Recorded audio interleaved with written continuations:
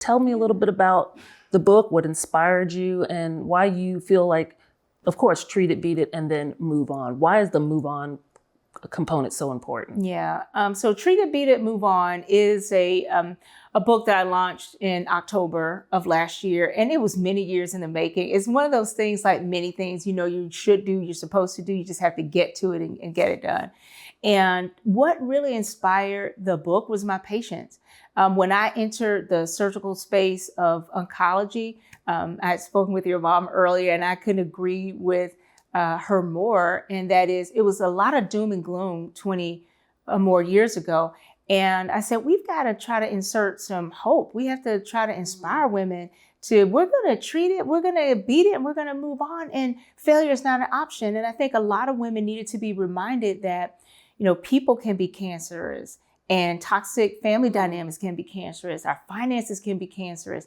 Our jobs or careers or even academic settings can be cancerous.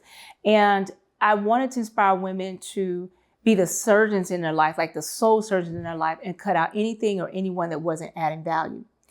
And so one of the things that I observed, Colleen, is that a lot of women that were diagnosed with breast cancer already had cancerous things and elements around them prior to diagnosis. So we had to have this conversation. Interesting. And in terms of moving on, it's like it's value in the valley, because there's going to be some challenging times. We have to give ourselves grace to feel uncomfortable, to have some fear. But fear and faith can't coexist. But with fear and with that sort of unsettling feeling, that's where faith can be activated. And that's the part of moving on and just becoming a better version of yourself, and not looking at cancer as an obstacle, but an opportunity to go ahead and write that book, an opportunity to get more physically and spiritually and financially in shape, an opportunity to transition out of a marriage or into one, or out of a career, but just to move and not get stuck in that valley, and to use that to propel you to bigger and better things. Because if you can survive cancer, you can survive anything. Amen on that. Amen on that. And I know that you say what you do is not just about breast health, it's about the best health. Yeah. Tell me about that philosophy that you often speak about. Yeah, because a lot of times when women come to me and we're coming in for breast concerns, and I always lead with, it's not just about your breast health, it's about your best health. How can we, again, be a better version of yourself?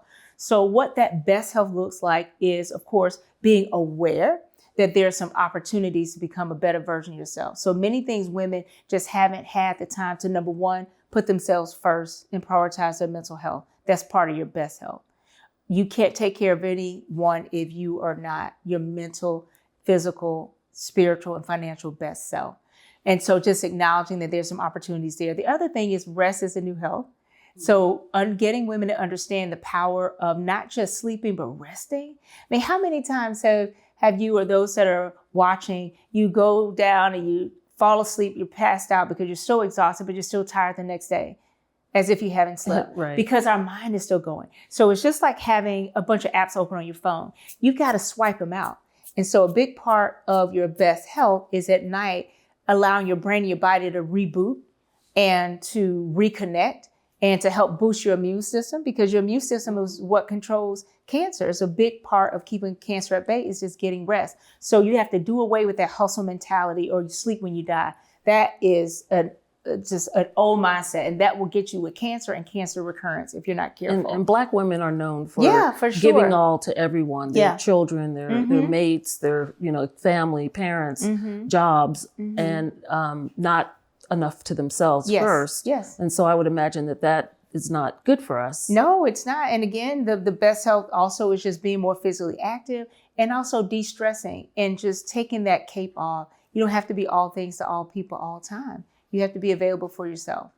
That's best health.